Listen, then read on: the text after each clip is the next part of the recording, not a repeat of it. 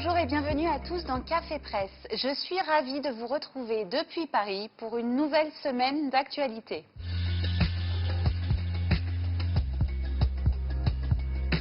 Ce week-end en France aura été marqué par d'incroyables intempéries occasionnées par la tempête Alex.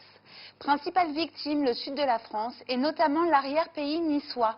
Des ponts disparus, des pans entiers de routes engloutis, des villages méconnaissables. C'est un spectacle de désolation qui s'affiche à la une de nos quotidiens régionaux. Un cataclysme d'une ampleur sans précédent, une bombe météorologique, sauf qui peut. Et cette une de Nice Matin qui nous serre le cœur en hommage à Léopold et Josette, emportés à Roquebillière par les flots déchaînés de la Vésubie. Leur fils raconte dans les colonnes du quotidien niçois le lit de la rivière 15 mètres plus haut que la normale et la frayeur qu'il a ressentie. Je n'arrive toujours pas, moi-même, à réaliser. Lui et d'autres habitants traumatisés n'ont désormais plus qu'un seul objectif, quitter à jamais cette région. Michel Cotta, journaliste et écrivaine, rend hommage, je cite, à un paradis transformé en enfer. De tous ces merveilleux petits villages, que restera-t-il? Combien de temps faudra-t-il pour retrouver cet arrière-pays niçois qui nous appartient à tous? Après ce week-end cauchemardesque, 20 personnes sont toujours portées disparues et 8000 foyers privés d'électricité.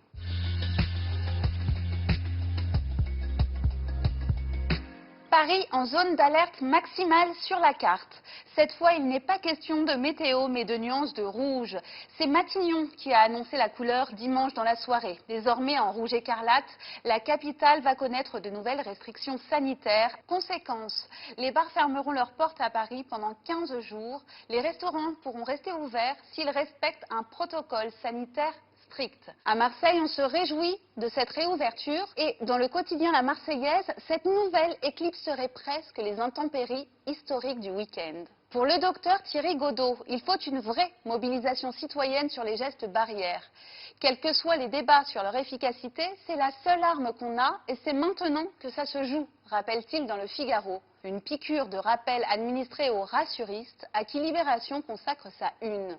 Avec comme chef de file le professeur Raoult, ils sont de plus en plus nombreux à juger les restrictions sanitaires inutilement liberticides face à, je cite, une maladie qu'ils jugent en bout de course. Stéphane Gaudret, réanimateur, sonne la sonnette d'alarme dans les colonnes de Libération. Il pourrait y avoir une vraie levée de bouclier contre les mesures barrières et ce serait très dangereux. Des gens pourraient enlever les masques, refuser de fermer les bars et là, on serait dans une situation ingérable. On n'aurait plus rien pour amortir le choc dans les hôpitaux. Pour tenter d'y voir clair, Libération passe au crible 5 arguments relayés par les rassuristes. Comme seul l'avenir pourra nous dire qui des alarmistes ou des rassuristes avait raison, gardons nos masques et ne saturons pas inutilement nos hôpitaux.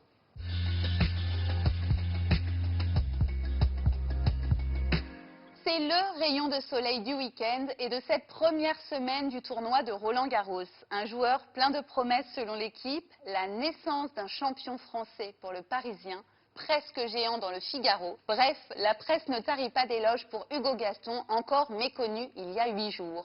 Ce jeune Toulousain de 20 ans, 239e au classement ATP, n'est pas passé loin de l'exploit dimanche face à Dominic Thiem, 3e joueur mondial.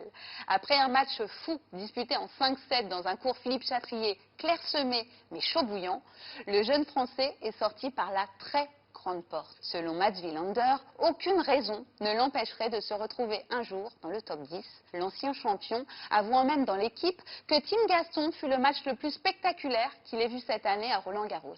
Je vous souhaite à tous un bon début de semaine et vous retrouverez avec plaisir demain pour un nouveau Café Presse.